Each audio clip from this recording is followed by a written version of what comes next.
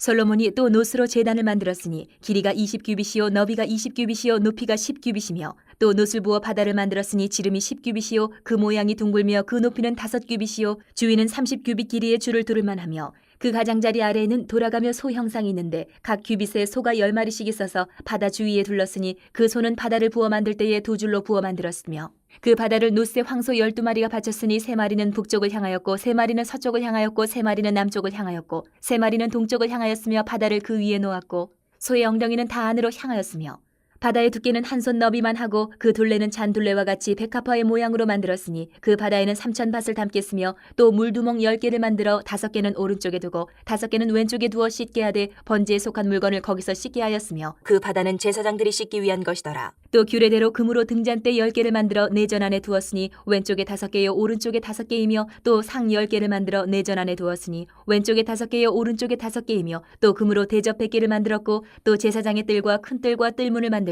그 문짝에 놋을 입혔고 그 바다는 성전 오른쪽 동남방에 두었더라.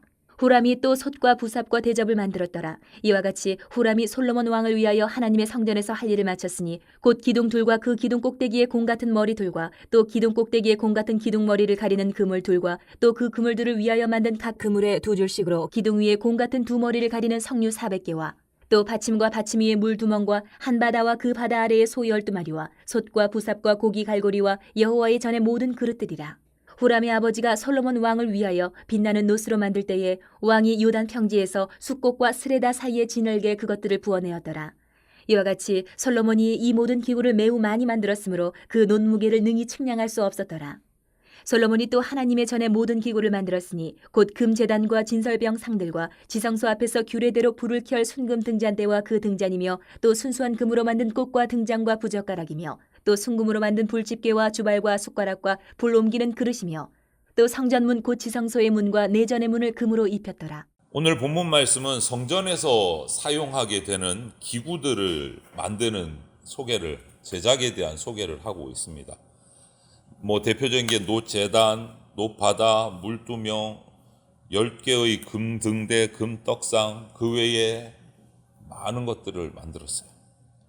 필요한 이 재고와 도구들을 우리가 만든 것을 보면서 이 성전에 사용되는 기구들이 오늘 우리에게는 어떤 영적인 의미가 있을까 한번 살펴보려고 합니다. 먼저 제단이에요. 1절에 보면 이 제단이 높이가 우리나라 이 미터로 환산을 하면 4.5m예요. 청동으로 만든 놋으로 만들었어요. 이 솔로몬 성전은요, 모세 그 광야 시대에 계속 옮기는 성막과 비교하면 그 규모가 어마어마하게 커진 겁니다. 사람들이, 많은 이스라엘 백성들이 제물을 가져오면 제사장은 제단 앞에서 제물을 잡은 후에 불태우고 그 피를 제단에 뿌렸어요. 더러운 죄로 물든 인간을 진정하게 회개하고 씻는 방법은 회개와 희생의 제사, 피 흘림 없이는 하나님께 나갈 수 없다. 하지만 진정으로 회개만 하면 주홍 같고 진홍 같을지라도 그 죄가 양털같이 흰눈같이 깨끗하게 씻어주신다 약속도 하셨어요. 이렇게 성막 입구에 딱 들어가면 앞마당에 제단이 있는데 엄청나게 큰 제단인 거예요. 우리가 언제 되면 우리 교인 단체로 한번 가보고 싶은 데가 있어요. 여기서 그렇게 멀지 않아요. 1시간 남짓. 저 위쪽으로 조금 천안 쪽에 올라가면 한 기도원에 이 성막을, 성전이 아니고 성막을 성경에서 말하는 그 크기 그대로 만들어 놨어요. 체육관 같은 건물 안에다가. 가보면 우리가 그 성막 안에 직접 들어갈 수 있게 원래 성경에서 말한 크기 그대로 만들어 놓은 기도원이 있어요. 한번 우리가 가서 보면 도움이 될 것 같아요. 한번 우리가 이제 날을 잡아서 한번 그런데 한번 나들이 겸 다녀올 만할 것 같아요.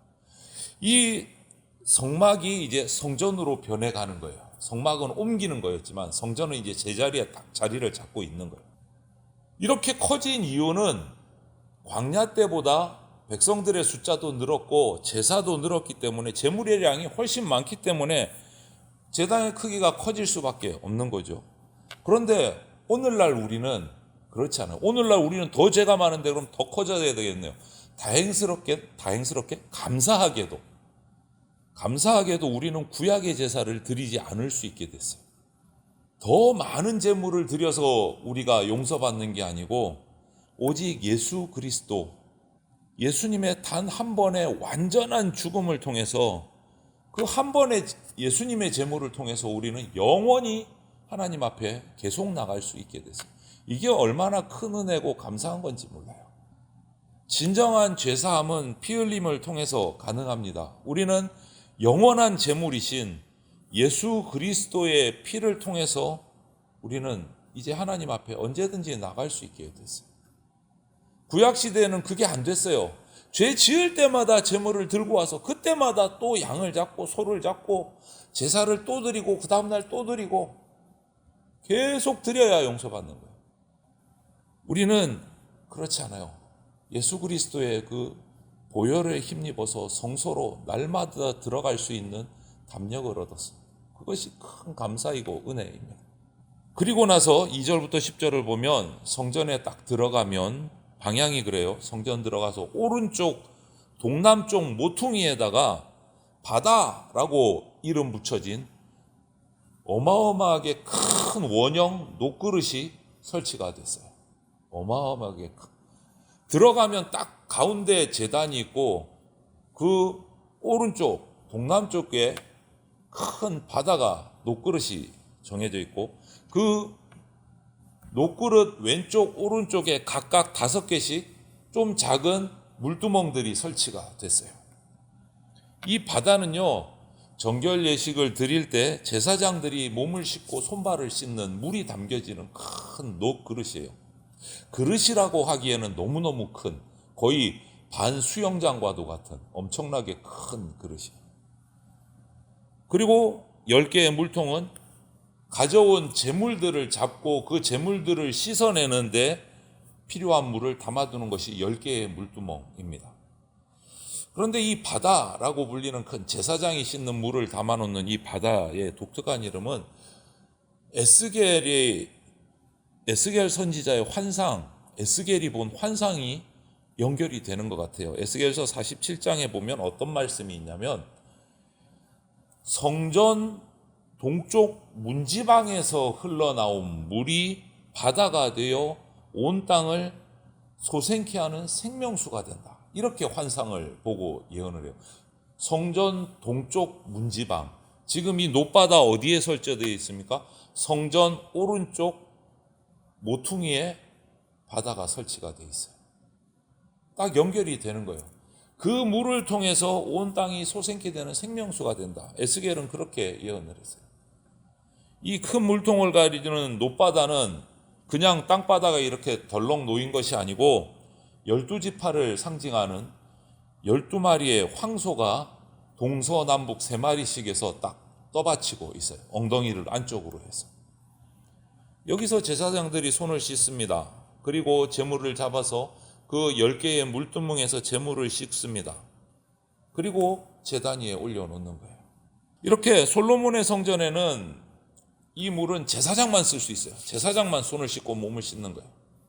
그런데 우리는 성전에서 예수님에게로, 성전이신 예수님에게서 흘러나온 생명수로 날마다 우리는 깨끗함을 입습니다. 얼마나 감사한지 몰라요. 얼마나. 그래서 예수 그리스도 안에서 하나님께 나아가면 날마다 우리가 정결례를 행하고 내 영혼과 삶을 깨끗하게 할 수 있는 거예요. 다음에 한번 가보시면 알지만 정말 발걸음 하나, 손 동작 하나하나 성막에서는 정말 조심조심 해야 되는 거예요. 제사장도 마음대로 움직이지 못하는 거예요. 정한 법도대로 아주 조심스럽게 손을 씻고 제물을 잡고 정말 힘든 거예요. 어느 목사님이 한번 제물을 잡아봤대요. 양 한 마리를. 구약에서 얘기하는 방식대로. 이게 얼마나 대단한 건가. 너무너무 힘들더래요. 자기 혼자 하니까 하루에 제사 한번 드리는 것도 힘들더래요. 그런데 아침 저녁으로 번제 드려야 돼요. 또 제대로 제사 속죄제 속건제 이러면 제사 드리다가 하루 일과 끝난다는 거예요. 감당이 안 된대요. 피범벅이 돼가지고 그거 씻고 제물 씻고 올리고 내리고 불태우고 정말 감당이 안 돼요. 그런데 예수님 때문에 그렇게 하지도 않고 그냥 나와서 기도 드리고 예배 드리고 용서받는 게 얼마나 그 다음부터 감사한지 모릅니다. 얼마나 감사한지. 우리는 나가서 무릎 꿇고 기도만 하면 되는데, 여러분 그 제단이 어마어마하게 큰 거예요. 하루 종일 제사를 드려야 돼요. 제물을 끌고 나오면 제사 드려야 되는 거예요. 제사장은 제사 드려줘야 돼요. 이 모습을 보면 금방도 말씀드린 것처럼, 제 동기 목사님이 하신 말씀처럼, 이 제사장이 손을 씻는 용도로 만들어진 이 놋바다는 오늘날 이 목회자들, 사역자들에게 정말 참 큰 교훈을 줘요. 영적 지도자들이 사역을 행하면서 그 형식주의, 외식주의 이런 것들이 끼지 않도록 정말 날마다 자기를 잘 관리해야 되겠구나. 그들은 정성껏 나가서 그 피를 닦아내고 몸을 씻고 하면서 제사를 드릴 때 얼마나 정성을 들였을까. 내가 거룩하니 너희도 거룩할지어다 하신 그 주님의 말씀이 정말 중요한 말씀이다. 날마다 예수 그리스도의 보혈로 내 영혼과 내 삶을 닦아내시기를 바랍니다. 그리고 11절부터 22절을 보면 솔로몬 왕의 명령을 따라 이 후람이 요단가에서 진흙을 가지고 그 틀을 만들어서 녹과 금으로 성전 기구들을 다 제작을 합니다. 이것은 처음 성막을 광야에서 만들 때 부살렐과 오홀리압이 모세의 명령을 따라 정말 땀을 흘려서 성막의 기구들을 만든 것과 동일한 부분이에요. 이 모습을 한번 생각해 보십시오. 그 뜨거운 땅에서, 요단강에서 진흙으로 틀을 만들어서 그 녹인 금물을 부어가면서 수많은 기구들을 만들어낸 후람의 모습을 한번 상상을 해 보십시오. 땀을 뻘뻘 흘리면서. 그가 땀 흘려 만든 그런 성전 기구들은 모든 성전에서 정말 귀하게, 소중하게 사용이 됐어요. 그럼 여기서 우리가 생각할 것은, 오늘 내가 흘리는 땀은 하나님 나라에서 제대로 사용되는가? 하나님 나라를 위해서 나는 땀 흘리고 있는가? 어디에 흘리고 있는가? 한번 우리가 묵상해 봐야 될 것 같아요. 이렇게 후람이 만든 모든 성전의 기구는요, 놋이나 정금으로, 순금으로 다 만들어졌어요. 이것은 변치 않음, 순전함을 상징하는 거예요. 놋과 순금은. 말씀을 상징하는 10개의 떡상, 성령의 조명하심을 상징하는 10개의 등잔대 모두 순금으로 만들어졌습니다. 그 가짓수도 성막에서, 광야 모세의 성막에서는 하나씩 만들었는데 솔로몬 성전에는 10개로 늘어났어요. 그 개수도. 단순하게 커졌다, 웅장해졌다, 화려했다 이것을 나타내기 위한 게 아니에요. 숫자가 늘어났다는 것은 성막, 광야 모세의 성막은 오직 이스라엘 백성을 인도하고 지키는데 중심적인 성막이었어요. 그런데 이제 이 솔로몬의 성전으로 와서는요, 하나님의 구원이 유대인 중심이 아니라 모든 인류와 세계를 향한 구원의 은혜를 선포하는 거예요. 그래서 성전도 이방인들이 와서 함께 지었어요. 일꾼들이 이방인들이 많았어요. 엊그저께 우리 냈지만 마지막 절에 보면 그 이방인의 일꾼 숫자들도 다 정해져 있어요. 적혀져 있어요. 끝에 보면 3장 끝절, 2장 끝절에 보면 하나님은 유대인만의 하나님이 아니다라는 거예요. 모든 이의 하나님이에요. 성전은 유대인만 지은 게 아니에요. 이방인을 포함해서 함께 지었어요. 함께. 모세의 성막은 유대인들이 지었어요. 이스라엘 백성들만이 지었어요. 그런데 솔로몬의 성전은 함께 지었어요. 구원이 세계로, 은혜로, 열방으로 흘러간다는 의미예요.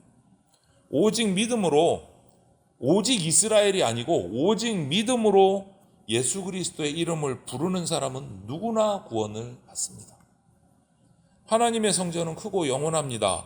우리 안에 세워지고 있는 성전도 크고 영원해야 돼요. 우리 각자가 성전이라고 말씀하셨어요. 우리를 통해서 구원이 흘러가야 되고 하나님의 은혜가 나타나야 되고 하나님의 영광이 나타나야 됩니다. 하나님이 우리에게 원하시는 것은 참마음, 온전한 믿음입니다. 이것을 위해서 예수님께서 우리의 영원한 희생제물이 되어주셨어요. 이것을 위해서. 모양과 형식은 시대에 따라 달라졌습니다. 광야 모세 때의 성막의 모습과 이제 솔로몬 왕 때 와서 지어진 솔로몬 왕의 성전의 모습과 오늘 신약으로 예수님 오시고 승천하신 이후에 오늘날 우리를 성전이라고 하신 그 성전의 모습과 모양과 형식은 시대에 따라 계속 달라졌지만 원리는 똑같습니다. 원리는 똑같습니다. 뭡니까? 정결함과 순전한 헌신으로 하나님께 나가야 된다. 이거는 똑같아요. 오늘 하루도 저와 여러분들이, 성전된 저와 여러분들이 하나님 앞에 정결함으로 순전함으로 나아가서 삶의 예배를 드리는 그러한 예배자들이 다 되시기를 주님의 이름으로 축원을 드립니다. 아멘.